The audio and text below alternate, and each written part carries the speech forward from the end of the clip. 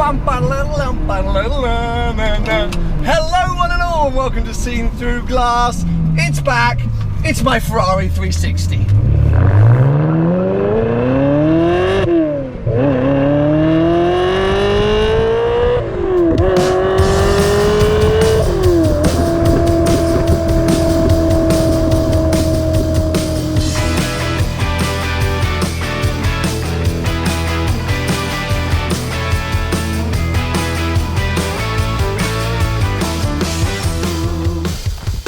I love that car so much. Oh!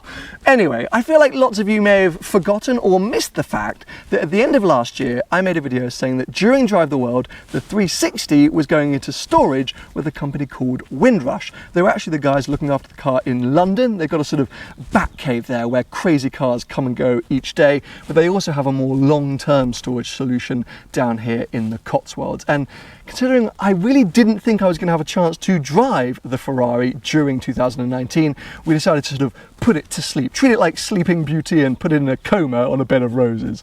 Not literally, but actually almost literally. Windrush do crazy things to look after these cars when they're all tucked away. But like so many of you, I miss this thing way too much, and I realised I had to find a way to somehow drive it at some point this year. So I called up Windrush and I said, please, what can we do?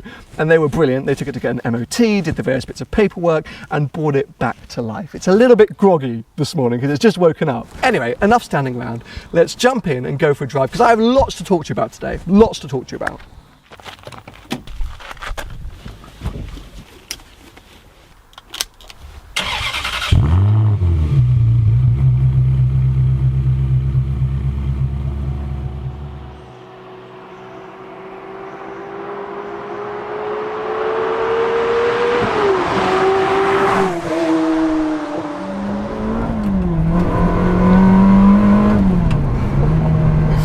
Now I fully realise it's been a few days, maybe even a week or more since I uploaded a video to this channel. I apologise, but there are sort of multiple reasons. Firstly, I just needed some time off. I'll be honest, the first 6 months of Drive the World just took it out of me.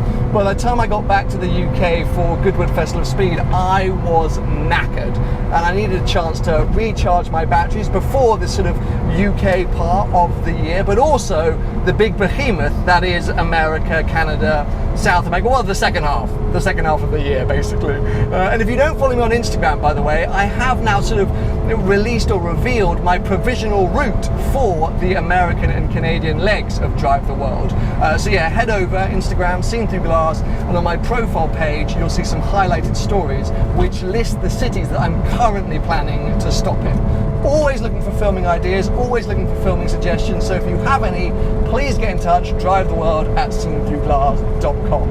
But yeah, I just wanted to basically pause for 2 seconds and have a chance to look back on everything I've done so far this year, because with Drive the World, I'm always looking ahead, always planning what's next, and it hadn't really sunk in that I drove an Enzo in Japan or a 918 in New Zealand. All of these things just kind of were blurring into one, but now I've had a chance to just pause and catch up on some sleep and review and just be like, wow, I mean, how unreal was the first half of this year? And it's only half done.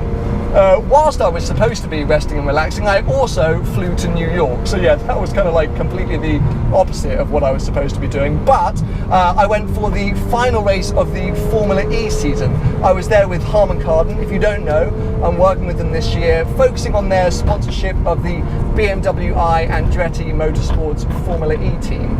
So that was I was actually there producing my final episode for the Harman Kardon sound check. Episode 2, which was around the Berlin E-Prix, is actually out now. It's literally just come out on the Harman Kardon channel. It features me singing, so if you enjoyed the sort of musical interlude at the beginning of this episode, you should really check that out. In the but it was also a sort of deep look into how Harman Kardon create their quite incredible in-car sound systems. Left it a bit late to get out that junction. Doesn't matter, I'm in a Ferrari. Oh my God, this thing just, wow. Sorry, I know a lot of you don't like it when I scream and shout. It's just very hard not to.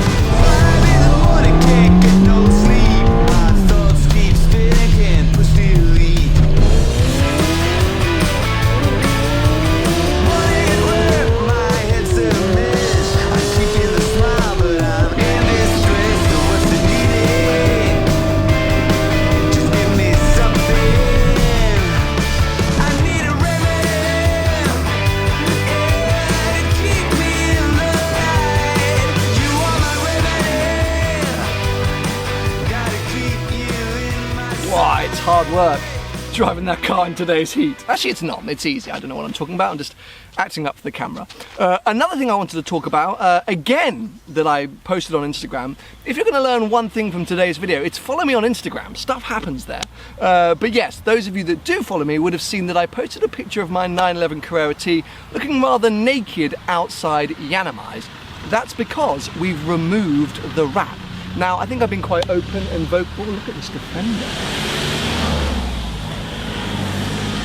Really nice. But yeah, I think I've been quite open and vocal about the fact that whilst back here in the UK during Drive the World, the 911 is going to be getting some TLC. It's going in for a service, a few other little minor tweaks, and the plan was always to replace the wrap, because as amazing a job as the Yanamai's team did back at the end of last year to get that sort of very specific colour I was after, we had to create a sort of hybrid vinyl. It was a combination of two vinyls stuck together, a satin base level with a gloss overlay. Unfortunately, whilst the car was in its shipping container and in Australia, and I think just because of various reasons, the actual sort of two vinyl materials came apart. And so whilst the car looked fantastic in pictures and videos, in real life it was a bit of a disaster, and it was actually coming away in lots of different places. And Yanni was great and tried to help as much as possible, but we both decided that once the car was back in the UK, we'd get a full rewrap. However, during that time, the last 6 months, Topaz, a company famous for paint protection film, launched a product called Topaz Skin. Yes, I think you all know where this is headed. Effectively, it's paint. It will look like factory paint, but it's removable. Anyway, more to come, but yes, the car is headed to Topaz Skin. Now, don't get too excited. The car is going to look nearly identical to how it has done the last 6 months, just better, I hope. But it's not going to come out gold or pink or anything like that. It will basically look like it has forever. Anyway, I'm out of water, so let's get back in the car and drive.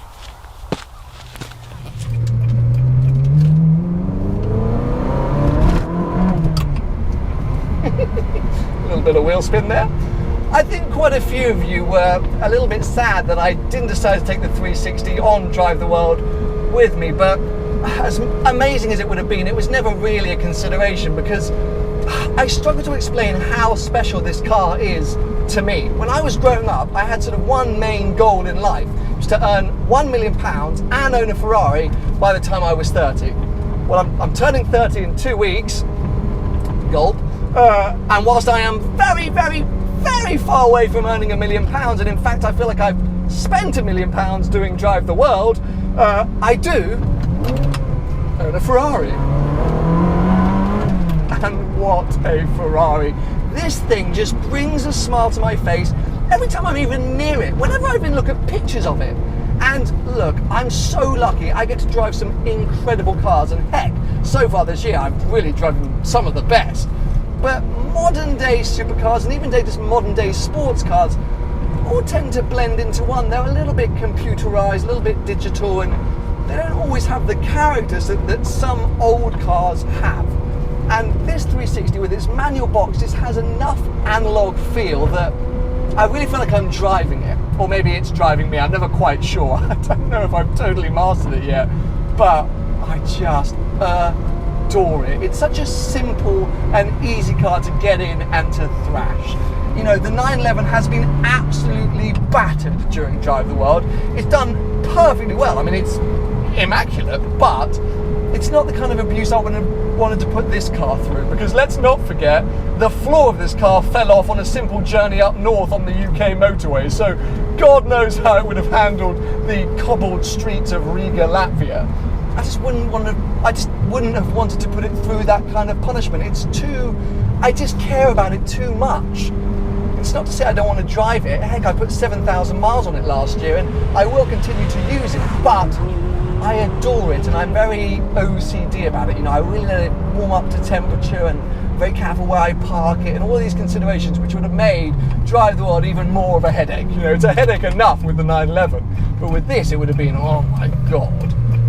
So yeah, it needs to remain my special car, the car that I just love driving and I want to drive. It should never become like a workhorse. I don't want it to be something which I'm using for work or just for a purpose. It needs to be something that I want to get out and drive, because it is just so good. If you haven't experienced a 360 before, It's more similar to sort of what you would imagine a Lotus might be like. It feels very light on its feet. It wants to get up and go. It does feel quick.